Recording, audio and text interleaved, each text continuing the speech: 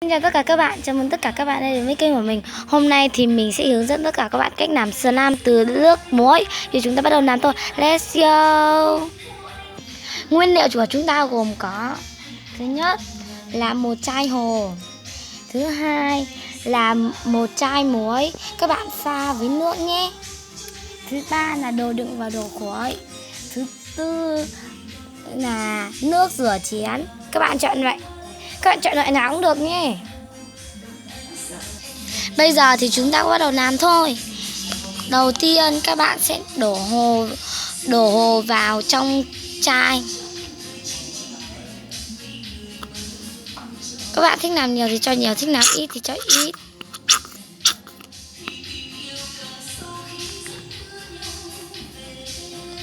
Sau đó thì các bạn sẽ cho một ít nước. Nãy mình quên giới thiệu cả nước nữa nhé các bạn. Cho khoảng tầm 1 thìa thôi. Nếu mà cái keo của chúng ta đã nỏng rồi thì đừng có cho nữa nhá. Keo của mình nó còn vẫn đặc lắm. Sau đó mình sẽ nguấy đều. Sau mình sẽ cho một ít nước rửa chén để cho cái dung dịch này nó được cho một ít nước rửa chén nhé. Mình cho hơi nhiều. Sau đó thì mình sẽ nguấy đều. Và mình sẽ cho một ít màu thực phẩm.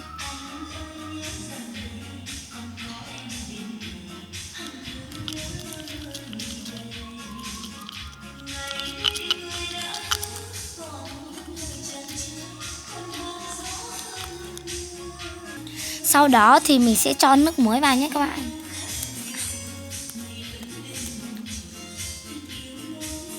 Cho ít một, ôi chết mình cho nhiều quá.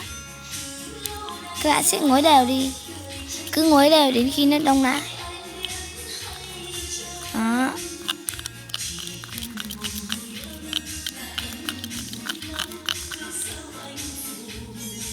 Nó sẽ ra một chất lỏng. Sau đó mình cứ cho nước muối vào tiếp.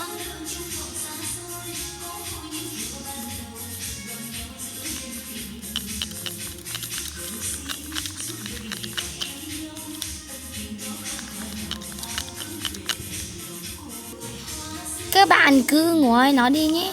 Mình vẫn còn rất là nóng. Sau đó các bạn cứ cho tiếp tục nước muối. Mình cho hết cả chai rồi gì.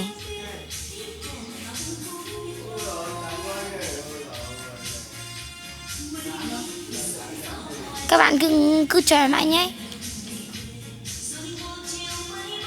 Các bạn cứ nguội đi nhé. Sau đó mình lại cho tiếp nước muối. Đến khi lúc nào nó đặc lại.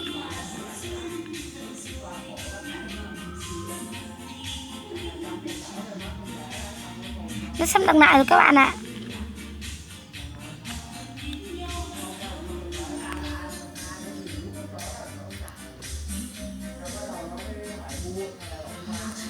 Các bạn cứ cho dần vào.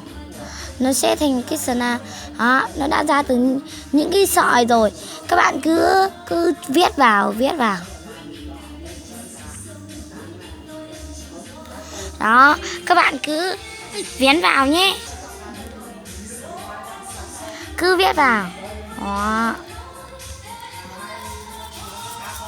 Các bạn cứ cho thêm HCl vào. Nước muối. Đó. Các bạn cứ làm như thế đi nhé. Các bạn cứ vén nó lại nhé. Sắp thành công rồi.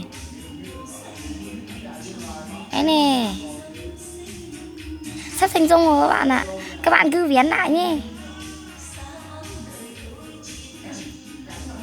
Và nó thừa rất là nhiều nước luôn các bạn. Đấy là cái nước muối của chúng ta đấy.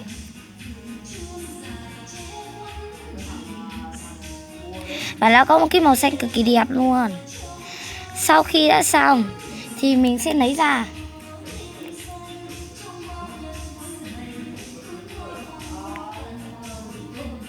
Mình sẽ phải nhào nó đi. Wow. Nó khá là dính tay các bạn ạ.